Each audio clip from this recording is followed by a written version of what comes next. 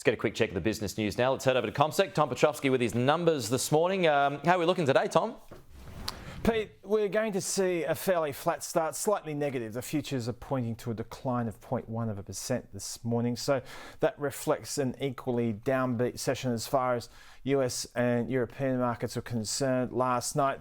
But to just put that into context, we're seeing the markets slow down as we get towards the latter part of the week. The Thanksgiving Day break in the United States will see volumes taper off from here on in. We've arguably seen one of the highlights of the week just come to pass in the US with the minutes of the last FOMC meeting, the decision on interest rates from the US Federal Reserve. So they spoke about the need to keep inflation under control. They also made reference to it being premature to talk about rate cuts.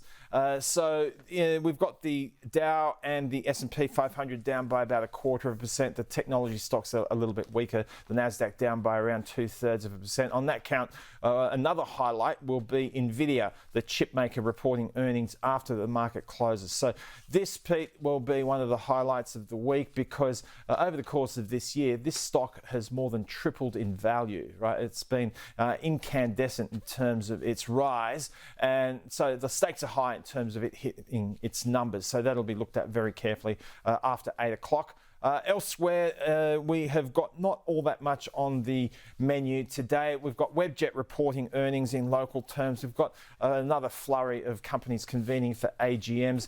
Michelle Bullock, the RBA governor, will be speaking after the market closes at a dinner speech this evening. Whether or not that makes a difference is to be seen. We've heard quite a bit from Ms. Bullock in recent days. So the bottom line is that the RBA is a little bit more punchy on that inflation conversation. There's a 40% chance in terms of the market's pricing that we'll see a rate hike over the course of the next couple of months, and that's unlikely to shift because of the conversation tonight.